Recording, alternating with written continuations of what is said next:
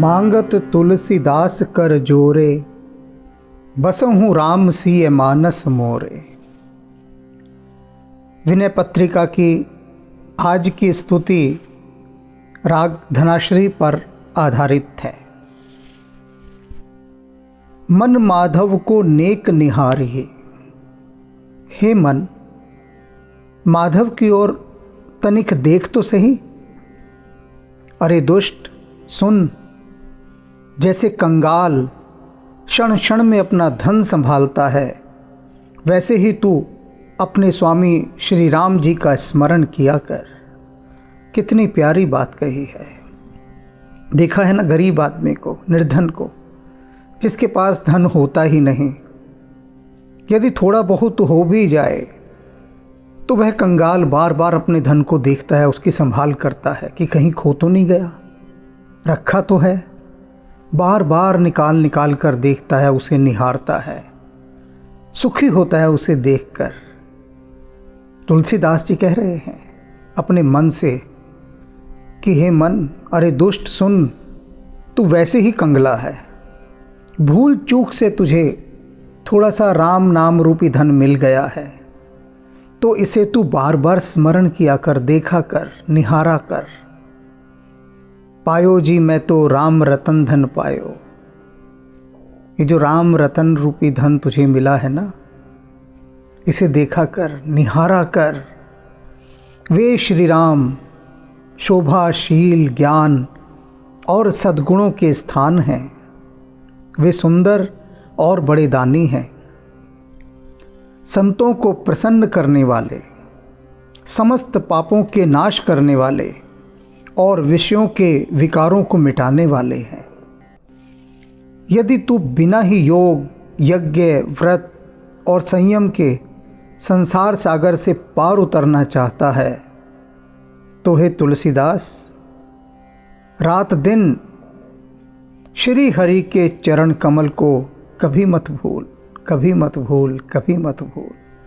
तो उनके ही चरणों से लगा रहे। अपना समय व्यर्थ गवाएगा यदि तू ये व्यर्थ के यज्ञ, व्रत और नियम इत्यादि करेगा तो, क्योंकि उन सब को करने में तेरा ध्यान राम की ओर तो लगेगा नहीं, बस तू कर्म कांडों में ही उलझा रह जाएगा। इसलिए मेरे मन, तू एकमात्र एक ही काम कर, बस उन श्री हरि के चरण कमलों में अपने को लगा दे, लीन कर दे, जुड़ जा उनके साथ। अगली स्तुति के आरंभिक शब्द हैं, इह कयो सो वेद चहूँ। तुलसीदास जी कितने कितने प्रकार से भक्तों को समझा रहे हैं और अपने माध्यम से अपने मन को कहते हुए समझा रहे हैं। कहते हैं कि भक्त ध्रुव जी की माता सुनीति ने पुत्र से कहा, हे पुत्र, चारों वेदों में यही कहा है कि श्री रघुनाथ जी के चरणों के चिंतन को छोड़कर जीव को और कहीं भी ठिकाना नहीं है। भक्त प्रहलाद भी हर समय राम का ही सुमिरन किया करते थे। और ध्रुव ने तो पूछा था अपनी माता जी से कि मैं क्या करूं, तो माँ बोली कि बेटा, राम के नाम के अतिरिक्त और कहीं कोई ठोर ठिकाना नहीं है। जिनके चरणों का चिंतन करके ब्रह्मा और शिवजी ने भी सिद्धियां प्राप्त की हैं। कितनी गहरी बात बता रही हैं ध्रुव जी की माता सुनीति उनको कि राम की महिमा इसी से जान लो तुम, कि ब्रह्मा और शिव जो हैं उनके पास भी जो सिद्धियां हैं वे भी राम की कृपा से हैं। जिनकी सेवा से आज शुक्र सनकादि जीव मुक्त हुए विहर रहे हैं, विचर रहे हैं, और अब भी जिनका स्मरण कर रहे हैं। यद्यपि लक्ष्मी जी बड़ी ही चंचल हैं, कहीं भी निरंतर स्थिर नहीं रहती, परंतु वे भी भगवान के चरण कमलों को पाकर मन, वचन और कर्म से अचल हो गई हैं। लक्ष्मी जी सदा गतिमान हैं, किंतु श्री हरि के चरणों में वे टिक कर बैठी रहती हैं, अर्थात निरंतर मन वाणी शरीर से सेवा में ही लगी रहती हैं। वे करुणा के समुद्र और भक्तों के लिए चिंतामणि स्वरूप हैं। उनकी सेवा करने से ही सारी शोभा है। और जितने देवता दैत्यों के स्वामी हैं सो सभी काम, क्रोध, लोभ, मद, मोह, मात्सर्य इन 6 सर्पों से डसे हुए हैं। हे पुत्र, तेरी विमाता सुरुचि ने जो कुछ कहा है सो सुनने में अत्यंत कठोर होने पर भी सत्य है। हे तुलसीदास, श्री रघुनाथ जी से विमुख रहने से विपत्तियों का नाश कभी नहीं होता। राम से दूर रहोगे तो विपत्तियां घेरे रहेंगी, राम के निकट रहोगे विपत्ति पास फटकेगी ही नहीं। तुलसीदास जी ने पौराणिक कथा के माध्यम से कितने सुंदर रूप से यहाँ राम नाम की महिमा को स्थापित किया है। विनय पत्रिका की अगली स्तुति की प्रथम पंक्तियां हैं, सुन मन मूढ़ सिखावन मेरो, हे मूर्ख मन मेरी सीख सुन। सुन जो मैं समझा रहा हूँ, यह जो शिक्षा दे रहा हूँ। तुलसीदास जी अपने मूर्ख मन को समझा रहे हैं कि हरि के चरणों से विमुख होकर किसी ने भी सुख नहीं पाया। हे दुष्ट, इस बात को शीघ्र ही समझ ले, अभी कुछ भी नहीं बिगड़ा है। शरण जाने से काम बन सकता है। देख, यह सूर्य और चंद्रमा जब से भगवान के नेत्र और मन से अलग हुए तभी से बड़ा दुख भोग रहे हैं। रात दिन आकाश में चक्कर लगाते फिरते रहते हैं। वहाँ भी बलवान शत्रु राहु पीछा किए रहता है।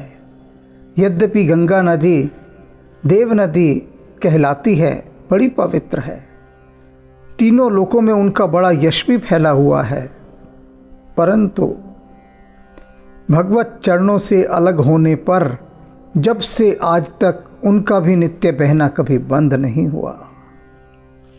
कहते हैं कि भगवान के चरणों से अलग होने के बाद तो तुम्हें भटकना ही भटकना पड़ेगा, भागते ही रहना पड़ेगा। जैसे सूर्य चंद्रमा भाग रहे हैं, गंगा नदी भाग रही है। श्री रघुनाथ जी के भजन बिना विपत्तियों का नाश नहीं होता। इस सिद्धांत का संदेह वेदों ने नष्ट कर दिया है। इसलिए हे तुलसीदास, सब प्रकार की आशा छोड़कर श्री राम जी का दास बन जा। उनका दास बनने में ही तेरा पूर्ण रूपेण समग्र कल्याण है। विनय पत्रिका की अगली स्तुति की आरंभिक पंक्तियां हैं, कबहु मन विश्राम न मान्यो। हे मन, तूने कभी विश्राम नहीं लिया। मन कहाँ विश्राम लेता है? मन सतत चलायमान है, गतिमान है, हर समय चलता ही रहता है। आप जागे हैं तब तो चल ही रहा है, सो गए हैं तब भी चल रहा है। ऐसा नहीं है कि सो जाने के बाद यह मन भी सो जाता है, बल्कि सोने के बाद तो यह और भी तीव्र गति से चलता है। अपना सहज सुख स्वरूप भूलकर दिन रात इंद्रियों का खींचा हुआ जहाँ तहाँ विषयों में तू भटक रहा है। इंद्रियां खींचती रहती हैं और खींचता रहता है, और इंद्रियों के खींचने जाने के कारण ही यह मन दिन रात भटकता रहता है। यद्यपि विषयों के संग से तूने असहनीय संकट सहे हैं और तू कठिन जाल में फंस गया है, तो भी हे मूर्ख, तू ममता के अधीन होकर उन्हें नहीं छोड़ता। इस प्रकार सब कुछ समझकर भी बेसमझ हो रहा है। मन से कह रहे हैं अपने कि तू जानता है कि जिस जिसमें तू लिप्त होता है विषय वासनाओं में, वे सभी तुझे कष्ट देती हैं, तब भी तू नहीं समझता, उनको छोड़ता नहीं। अनेक जन्मों में नाना प्रकार के कर्म करके तू उन्हीं के कीचड़ में सन गया है। हे मेरे मन, हे मेरे चित्त, विवेक रूपी जल प्राप्त किए बिना यह कीचड़ कभी साफ नहीं हो सकता। ऐसा वेद पुराण कहते हैं। अपना कल्याण तो परम प्रभु, परम पिता और परम गुरु रूप हरि से ही है, पर तूने उनको हुलस कर हृदय में कभी धारण नहीं किया। मन से कह रहे हैं कि मन, कहाँ तूने कभी उल्लसित होकर, प्रसन्न होकर श्री हरि को अपने मन में स्थान दिया है? कभी नहीं दिया। विवश हो, मजबूरी में तू उनका नाम जपता है। जब दुख आ जाते हैं तब तू उनकी शरण में जाता है, किंतु वास्तव में तो प्रसन्न चित्त होकर ही उनकी शरण में जाना वास्तविक शरणागत होना है। दिन रात विषयों के बटोरने में ही लगा हुआ है। हे तुलसीदास, ऐसे तालाब से कब प्यास मिट सकती है जिसके खोदने में ही सारा जीवन बीत जाए। बहुत सांकेतिक बात और स्पष्ट बात कि मनुष्य क्या कर रहा है। प्यास बुझाना चाह रहा है अपनी। प्यास तो जल से बुझेगी और जल भूमि को खोद कर मिलेगा, और मनुष्य उन स्थानों पर खुदाई कर रहा है जहाँ जल है ही नहीं। ये जो विषय वासनाएं हैं, ये ऐसी बंजर और सूखी भूमि है जहाँ जल है ही नहीं। तो तुलसीदास जी अपने मन से कह रहे हैं कि हे मन, श्री हरि के चरणों में लग जा, वहीं पर तेरी प्यास बुझेगी। विनय पत्रिका की अगली स्तुति है, मेरो मन हरिजू हठ न तजे। हे श्री हरि, मेरा मन हठ नहीं छोड़ता, बहुत जिद्दी है, हठी है, हठ नहीं छोड़ता। हे नाथ, मैं दिन रात इसे अनेक प्रकार से समझाता हूँ, पर यह अपने ही स्वभाव के अनुसार सारे काम करता है। बहुत समझाता हूँ कि श्री हरि के चरणों में लग, लेकिन यह मेरी सुनता ही नहीं। यह तो वही करता है जो यह चाहता है। ये मेरा मन ऐसा हठी है, बहुत जिद्दी है। जैसे युवती स्त्री संतान जनने के समय अत्यंत असहनीय कष्ट का अनुभव करती है और उस समय सोचती है कि अब कभी पति के पास नहीं जाऊंगी, परंतु वह मूर्खा सारी वेदना को भूलकर पुनः उसी दुख देने वाले पति का सेवन करती है। जैसे लालची कुत्ता जहाँ जाता है वहीं उसके सिर जूते पड़ते हैं, तो भी वह नीच फिर उसी रास्ते पर भटकता है। मूर्ख को जरा भी लज्जा नहीं आती। ऐसी दशा मेरे इस मन की है। विषयों में कष्ट पाने पर भी यह उन्हीं की ओर दौड़ा जाता है।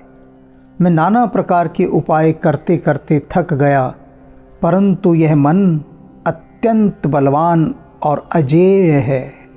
हे तुलसीदास, यह तो तभी वश में हो सकता है जबकि प्रेरणा करने वाले भगवान स्वयं ही इसे रोकें। तुलसीदास जी कह रहे हैं कि मेरे समझाने से मन कहाँ समझेगा, और बात भी सच है। हम सभी कितना समझाते हैं अपने मन को, किंतु मन कहाँ समझता है। इसे तो श्री हरि ही समझा सकते हैं। भगवान ही समझाए तो समझाए, राम जी ही इसे सही रास्ते पर चलाएं तो यह चले, हमारे चले नहीं चलेगा। तो क्या करना है? राम से ही प्रार्थना करनी है कि हे राम, मेरे मन को तू अपने में रमा ले। यह नहीं रमना चाहता, यह बहुत ज़िद्दी है। यह बार बार विषय वासनाओं की ओर ही भागता है। हे राम, तू ही इसे रोक ले, तू ही इसे रोक ले।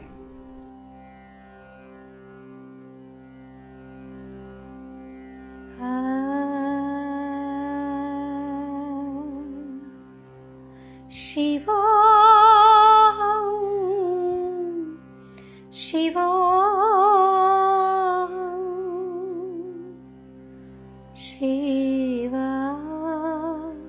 स्वरूपं शिवोऽहं शिवा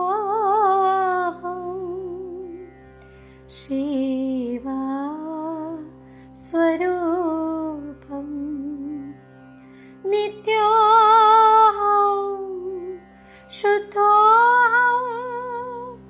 बुद्धोऽहं मुक्तोऽहं नित्योऽहं शुद्धोऽहं बुद्धोऽहं मुक्तोऽहं शिवोऽहं शिवोऽहं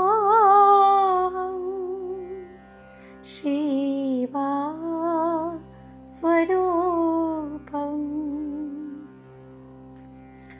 ॐ नमः शिवाय।